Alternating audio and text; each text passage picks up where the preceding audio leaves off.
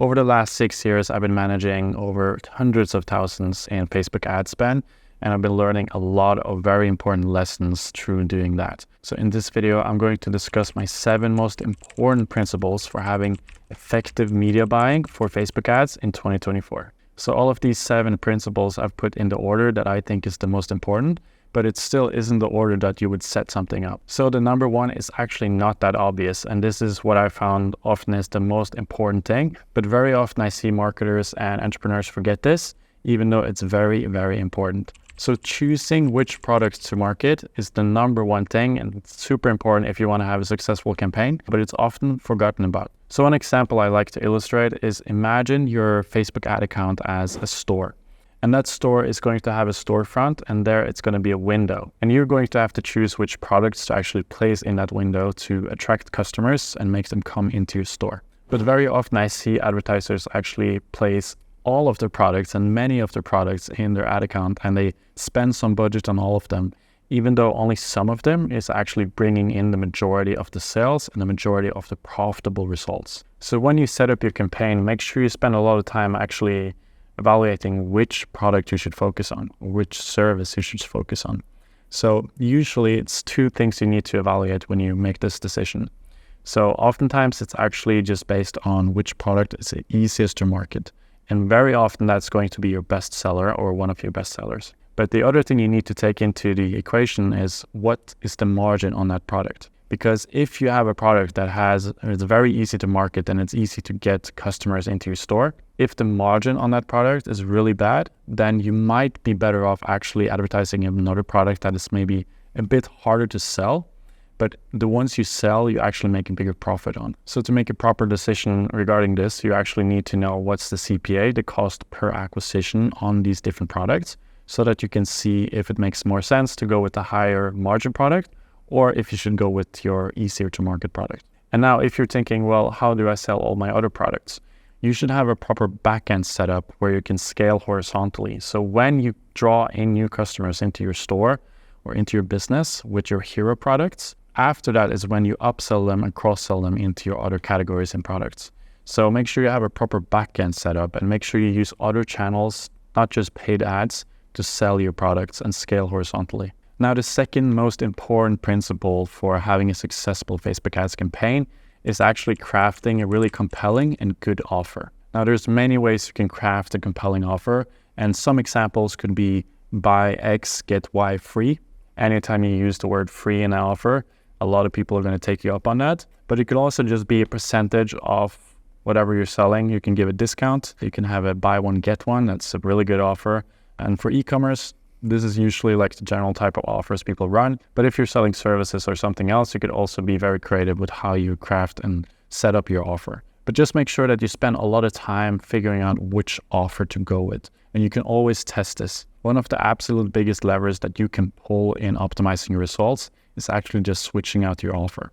So see if you can maybe bundle some of your products together and make a really good, highly discounted bundle where you still have a pretty good margin. Just be creative. Look through how you can make a really good offer. Look at what your competitors are doing and see how you can maybe outcompete them by having a more compelling offer. So to make an offer more effective, you should use urgency and scarcity, or both at the same time. So an example of how you can use urgency is calling it the January sale or the January offer. And you say this offer is only available for January, or you don't even need to say that. You can just put that at the title of the offer, and you can just change it next month to the February offer, right? So by doing this, obviously people are going to feel a sense of urgency when they go onto your website and you see the offer. Another thing you can do is adding scarcity. So some examples of how you can add scarcity is just mentioning that you have limited stock. That in itself is actually creating scarcity. You can also just be upfront of how many units you have available of this offer. Or you can have it set up to a point where you only provide this offer to the first 100, 200, or 300, 500, whatever customers. So make sure you add this into the mix to really have an effective offer. So the third most important principle is going to be the creative. So the actual creative aspect of the ad. So that would be first and foremost the image or the video. And then it's going to be the ad copy and the headline and the description. So once you have figured out which product to focus on and you have crafted a really good offer the next step is going to be to effectively communicate the value of that offer. And the best way to do that is not always video, it's not always image. It totally depends on the product, and this is why you need to test a lot. So my general rule of thumb with this is if the offer and the product is very easy to understand the value of, in that case, image is often the format that works the best. Now, this does not mean you should always go with image, but if the offer is very easy to understand and the product is not hard to understand, then image could be the way to go. Just make sure you test a bunch of different ones and see which one worked the best. Now, if the product or offer is a bit harder to explain and you need a bit more time to actually explain all the points to really fully communicate the value of this, then video could be the way to go. But we also sometimes see that the carousel format is working well for this. So make sure you do a lot of testing. Test out the different formats and see which one works the best for you. And once you figure that out, don't stop there. Continue to test a lot of similar variants to the one that became the winner in your campaign. And once you find a few winners, make sure you run it for a bit, make new ones, and then try to outcompete your current winners. One of the absolute biggest levers when it comes to going inside your ads manager and optimizing is not necessarily just targeting and campaign structure. The biggest lever today to pull is usually the creative and testing new creatives.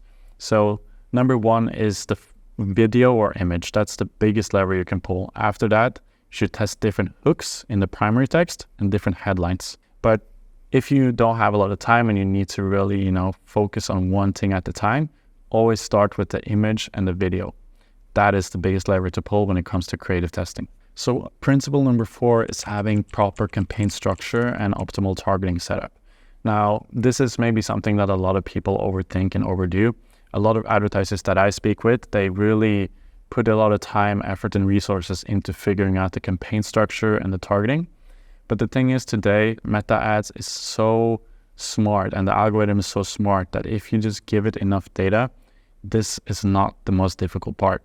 So in general, what's working the best as of today is usually having one campaign, consolidating it down to one campaign, then have one ad set that you let stay open. So you don't specify any targeting, you just let the algorithm work its magic. And then you have a second ad set where you put in interests that are relevant to the product that you're selling. Now, usually over time, the open ad set with the broad targeting is going to be the best because you give it so much freedom and you let the algorithm work freely. But sometimes in the beginning, if you don't have a lot of historic data in your ad account, and maybe you haven't run ads for a little while, then sometimes the interest-based targeting option is actually working the best because you're essentially sending Facebook in the right direction to search for potential customers. Now, regarding lookalike audiences, this is something that we see is barely working anymore. We don't see a lot of cases where we actually use it. But if you're just starting out and you have a big list, let's say, for example, an email list of 10,000 plus email subscribers,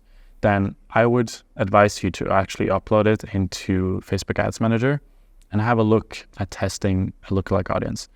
But if you don't have a lot of data like that and you already have a lot of historic data in the ad account, you have been running campaigns and you have the proper pixel setup, etc., then I wouldn't really spend a lot of time testing lookalike because for the last few years, we have not really seen the lookalike audience targeting option work really well. So for any business really. So I wouldn't spend much time on that. So principle number 5 is having a proper data acquisition setup. So by that, I mean having a proper pixel and server-side tracking setup. So if you're running, for example, with Shopify, this is fairly easy to set up.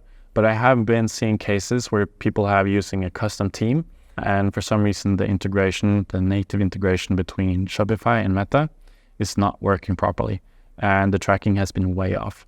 And what that results in is usually that the results are way worse than what they can be if you just have this set up correctly. So as you can see here, this is an example of one of the clients that we onboarded last year.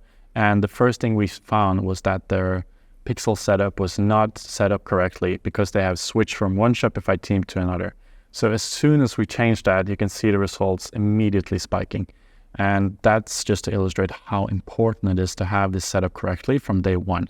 Because if it's not properly set up, you can be spending a lot of money, a lot of budget, and you think you're going somewhere, but that is just to fix the data acquisition setup. So if you're unsure if you have set this up correctly, make sure you go into Events Manager and see how it looks in there And if you see that the matching quality is very low, or you see that something looks off, make sure you look more into it and see if you can figure out how to fix it, because it's really, really important. So principle number 6 is going to be to use the correct scaling strategy. Now, a big mistake I've seen a lot of advertisers make is just increasing the budget in 2 big increments. So the problem there is if you increase it in 2 big increments, you will not know where your current scaling cap is. So let's see you jump from $200 per day to $600 per day, and then the profitability drops off. You don't know where between 200 and 600 you should be spending on a daily basis.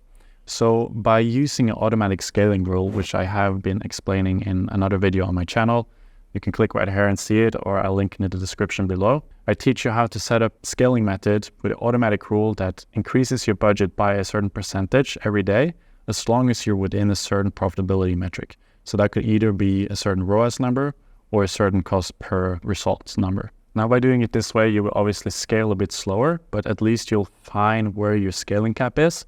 And when you find that, you see the profitability starts to drop, that's where you need to start to test and, maybe re-angle the offer or do something to get beyond that so you can continue to scale. Now, another thing I see a lot of advertisers do as a mistake is when they get to a very high daily budget, they continue to use the highest volume bid strategy. In some cases, it's okay to use this, but you just need to keep in mind that when you're using highest volume, you're essentially just telling Facebook to spend your budget regardless of what your profitability is. So in my opinion, this is very risky because you probably have some days where the results drop, but Facebook still spends all your money. So by switching to a cost-controlled bid strategy, such as cost per result goal or a ROAS goal or a bid cap, you're able to have more control of the actual profitability of your campaign. And if you have a really bad day with low sales, you're forcing Facebook to take this into account to get days where you have a lower cost per result to make up for the bad days. And if you're even using a bid cap, you will make sure you don't spend as much budget on the days where you have really low results. So I would highly recommend, once you get to a really high daily budget and you have consistent data flowing into the campaign, look into starting to switch to a cost-controlled bid strategy.